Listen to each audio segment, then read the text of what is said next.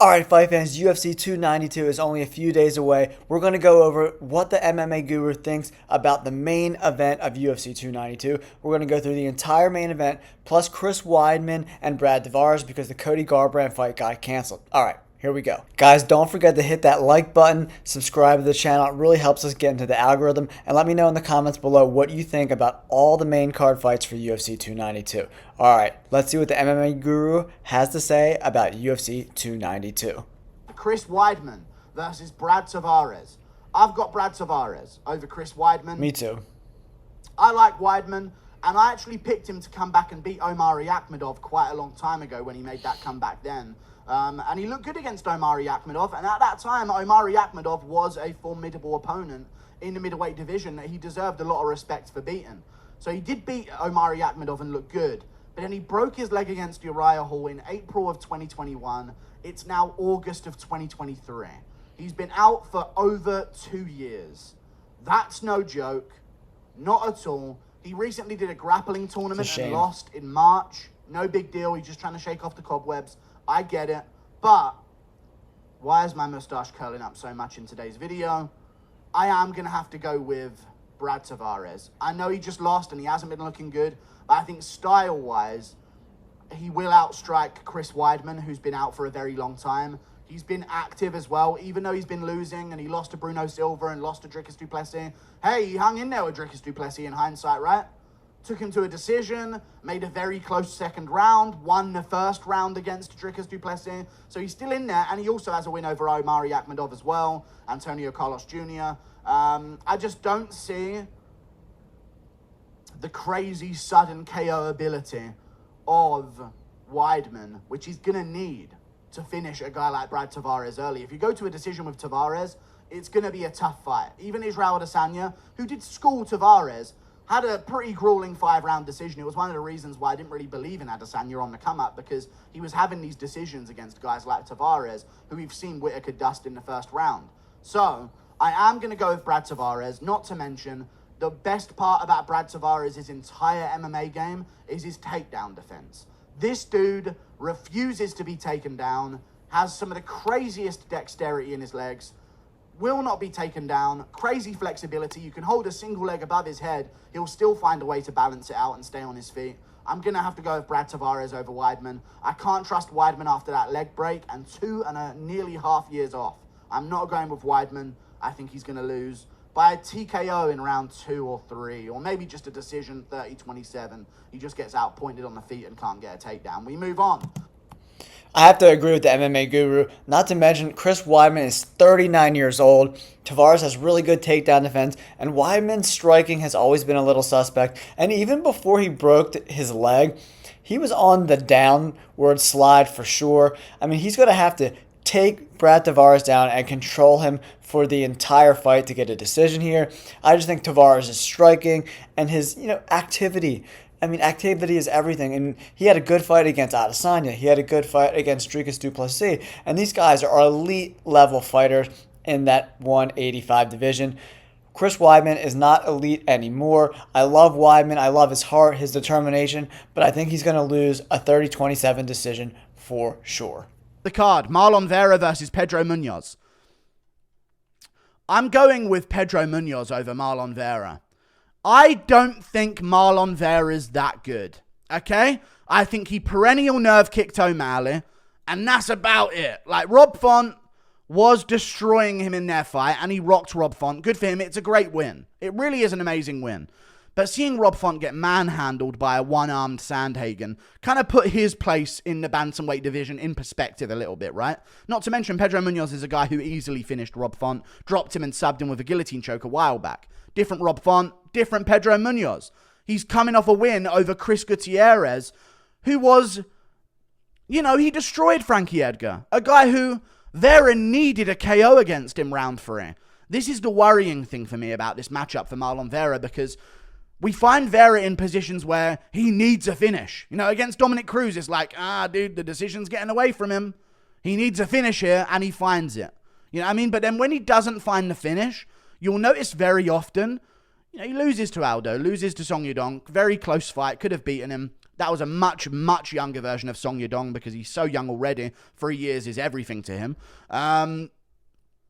So I think I'm going to have to go with Pedro Munoz because you find yourself with Marlon Vera fights saying, oh, here comes the finish. He's going to get a finish soon, or he'll break a guy as the fight goes on. But Pedro Munoz doesn't get broken as the fight goes on. He's got crazy conditioning, and this is a 3-rounder as well, which notoriously, for Marlon Vera's career, matchups that he's been having when he has 3-rounders, right? His 3-rounder was against, Aldo, Davy Grant, I think was also a 3-rounder. Yes, it was, of course. And he had a 3-rounder against Edgar as well. And those have been his worst performances. Song Yadong fight was a 3-rounder as well. 5-rounders, he seems to have his chance. So not only does he not have time to build into the fight as much as he normally would in a 5-rounder, but he's in there with a guy with Munoz who doesn't slow down, doesn't get tired, and doesn't ever get wobbled ever. Look through Munoz's career. Dude does not get wobbled. Has been fighting the who's who of the bantamweight division. He fought Rafael Assunção in 2014. He fought Rafael Assunção in 2014 in the UFC, in his debut. That's literally 9 years ago? He was fighting Assunção, and since then we've gone through Rivera. Justin Scoggins was a tricky guy at one point. I remember him, little taekwondo type guy, karate dude. Rob Font, John Dodson, Brett Johns, Brian Caraway, who beat Aljo around that time. Not around that time, but just before that time. Cody Garbrandt, he beat him. Got a little bit stunned by him, but that's Garbrandt. You know what I mean? And he immediately switched back on, gritted down in the pocket and finished Garbrandt. Aljo, he fought him to a decision. Edgar, he should have won. Rivera, Aldo, Cruz, O'Malley, Gutierrez, I'm going to have to go with Pedro Munoz. He doesn't get finished. He doesn't get wobbled. He doesn't slow down. And Marlon Vera seems to rely on those things a lot of times to win fights. And Munoz is tricky. He's small. He's got short arms. He's annoying with his leg kicks. And I think it's going to really annoy Marlon Vera at range and pester him for 3 rounds to a decision. And people are going to start to say, where's Marlon Vera's killer instinct? When in reality, it's just like he just didn't land the front kick to the face this time. The one thing I think the MMA guru is missing in this Chito Vera-Pedro Munoz fight is Chito Vera's length. He's 2 inches taller and has like a 5.5-inch reach advantage. And if you look at Pedro Munoz, the limited success he's had recently in the UFC is against Jimmy Rivera is 5'4", Gutierrez is 5'7", Garbrandt is like 5'7" too, but he is like not a lengthy guy like Chito is. And Caraway and Johns are both 5'7". Rob Font is a smaller guy. And in that Sean O'Malley fight, Pedro Munoz was having a ton of trouble with that distance management. And Chito Vera is also a southpaw like Sean O'Malley, and their ability to manage distance. Pedro Munoz was losing that fight against Sean O'Malley. And the eye poke wasn't really an eye poke. I think it was a left hand that caught him on the eye. It wasn't an eye poke. So I think he's going to have that same trouble against Chito Vera. And he's lost to Aldo, Frankie Edgar, Dominic Cruz, guys that are way over the hill. And Munoz is older now. He's 3 years older from the time he fought these guys. He fought Frankie Edgar 3 years ago and lost. And Edgar has looked horrendous over the last 3 years. I'm going with Chito Vera to get the W here for sure. Move on. Neil Magny versus Ian Gary. This is a letdown to me. I don't like this whatsoever. You want to know why I don't like this? Because I was really looking forward to Ian Gary versus Jeff Neal. And I might have picked Jeff Neal. I might have picked Ian Gary. You know what I mean? It's not one of those fights where you can't pick either guy. It was really a 50-50 matchup. But yeah, I'm going to have to go with Ian Gary here. And that's the sad part, right? Although it's arguably better matchup in terms of respect for winning. Not really, but Neil Magny did beat Jeff Neal pretty clearly. So, he gets that as a one-up over his last opponent that was supposed to be Jeff Neal. Oh, I'm fighting the guy that beat you. So there's some kind of moral victory there for him. But this is a way easier matchup. Jeff Neal's smaller. Ian Gary would be punching down at him, leaving his chin open. We saw Song Kanan drop him. Jeff Neal can do that. You know what I mean? So that would be a really interesting matchup. But Ian Gary is improving at a rapid rate. Coughed over a fart. Ian Gary is improving at a rapid rate. And that's something that you can't deny because the conversation about Ian Gary, I've never seen it change more about a fighter fight per fight. He has his debut. Everyone's like, another guy about to get absolutely embarrassed. He's going to get rocked by someone real soon. Then he beats Darian Weeks, has a weak performance, no pun intended. And people are like, never going to be anything, 29-28, close decision, you didn't even do anything. Then the Gabe Green fight happens, and people change on a dime. Like, he's just looking slick. He's finally looking comfortable. There's no shaky feeling out period in the first round that he was having. He switched on immediately. Song Kenan, if you take away that one knockdown, he schooled him for 3 straight rounds, really improved and showed improvements there, and then smokes D-Rod in a round, who really gave it to Neil Magny pretty, you know what I mean? Like, he was dishing out some damage to Neil Magny. I was desperately trying to find a way to not explain D-Rod giving Magny problems in a sus way there. I don't know why I said giving it to him. But he was dishing out some damage in that fight with Neil Magny. Looking good on the feet with his straight punches. But he was so ploddy still, and Neil Magny was still getting hit by those shots. And then D-Rod lets him up in round 3, and Magny gets the takedown. One, I don't think Magny's going to be out grappling Ian Gary. Ian Gary does have a judo background. He's very tall. He knows the basics of takedown defense. And mainly the people that know the basics of takedown defense can beat a guy like Neil Magny. So I think Ian Gary is going to be picking at range, chopping at the legs. I think this is a great matchup for him. In the Ian Gary versus Neil Mediocre Magny fight, I have to agree with the MMA guru. Neil Magny, he's getting towards the end of his career. He's looked pretty horrendous, especially his striking in his last few fights. I have no confidence in Neil Magny. The only chance he has to win this fight is by grabbing his legs, sniffing for that crotch, holding Ian Gary down for the majority of the fight and winning some decision. But I think his length, and Ian Gary, man, he blasts those light kicks. He has really good body kicks. And when he uses those light kicks to the body and the legs, it sets up monster headshots. I think he's going to win by KO or TKO stoppage in the second round for Ian Gary. I don't see any chance that Neil Magny is going to win this fight, and I think we'll find him out of the top 15 soon enough, and he's going to kind of fade into obscurity. He's a bum at this point in his career, and Ian Machado Gary is on the upswing. He's definitely going to get the W here. Up the card, Zhang Weili versus Amanda Lemos. I'm going with Zhang Weili over Amanda Lemos. Now, I'm worried about that pick because, you know, Amanda Lemos is Amanda. You know what I mean? Like, clues in the name, guys. We're starting to see a trend here with these Amandas out of Brazil. She's Amanda, but she's also 36 years of age. You know what I'm saying? So she's not some young, let me speak properly here. She's not some young, undefeated prospect coming up that we don't know about yet. We've seen her lose to Jessica Andrade. We've seen her nearly lose to Angela Hill. She lost to Leslie Smith in her UFC debut, got KO'd in the second round in that fight. So it's like, we've seen her like take Mizuke Inoue to a decision. You know what I mean? There's different fights that we see in her career where all of a sudden it's not this world beater that's going to beat the champion in Zhang Weili. She beat Marina Rodriguez in the first 2 rounds, not much of anything, no. You know what I mean? But she rocked Marina Rodriguez in the third. They stepped in, very early stoppage. And then Michelle Waterson was giving her some trouble-ish, but then she got the guillotine in the second round. I just feel like if these other opponents like Angela Hill, Marina Rodriguez, Michelle Waterson Gomez can give you some trouble, Zhang Weili can take that to another level because of her athleticism, her speed, her power as well. I think this is going to be the first time Lemos is really going to have to worry about someone else hitting her hard other than Jessica Andrade. And what happened in that fight, she got walked down badly and choked against the cage standing with a standing arm triangle choke. Crazy finish from Andrade. But you saw what happened. As soon as someone who also had power didn't have respect for Lemos, they walked straight through her and buzzed her up in the first round, choked her out. You know what I mean? So I think Zhang Weili's also going to have that ability, but she also has shown in her recent fight, which is why I'm more confident in her than I was originally, that she can now grapple. You know what I mean? She can now grapple. We've seen her fights before. I remember she had a fight once. I think it was against Tisha Torres.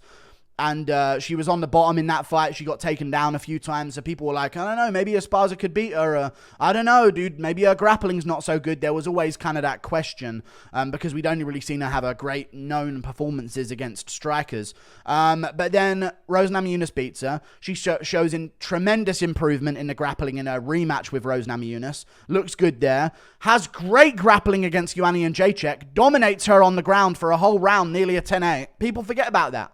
I know it was Joanna coming back, but it's still Joanna and Jay. I don't have a ton to say about this fight. I agree with the MMA guru. I think Zhang Weili should win this fight. I'm a lot more confident in her than he particularly is.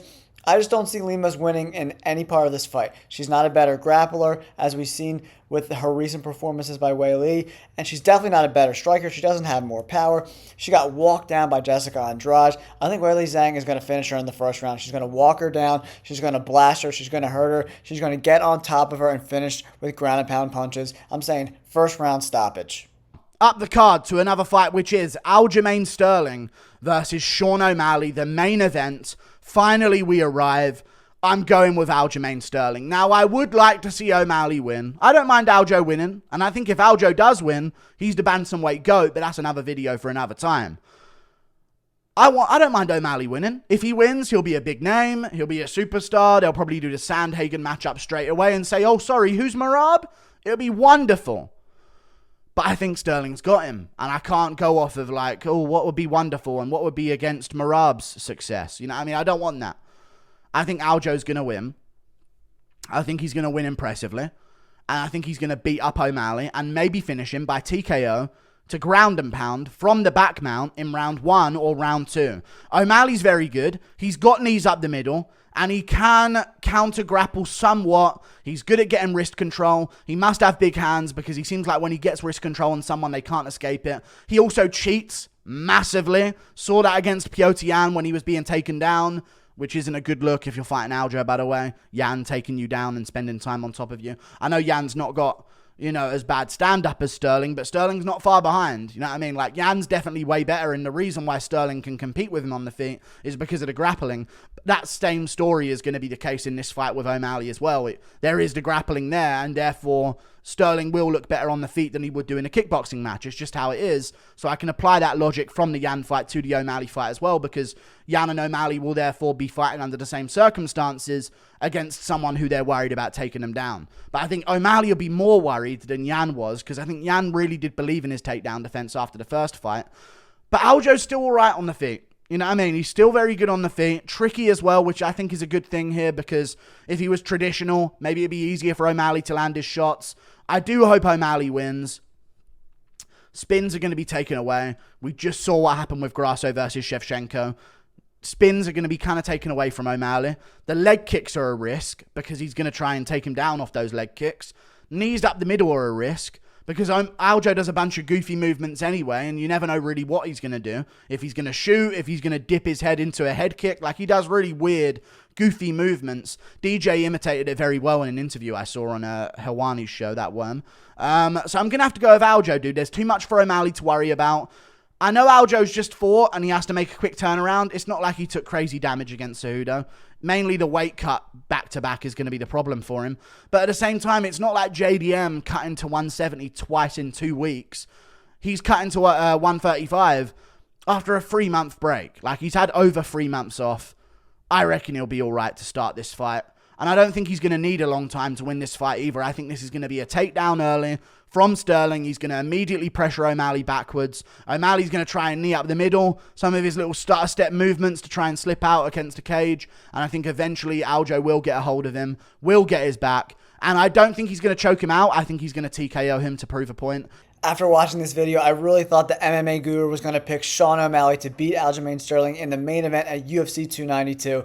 But thank God he chose Aljamain Sterling. I think that there's a really great bet here too, guys. At plus 165, you can get Aljamain Sterling to get a finish within distance. I mean, that is a no-brainer. I put the rest of my bankroll on that bet for Aljamain Sterling to get the finish within distance at plus 165.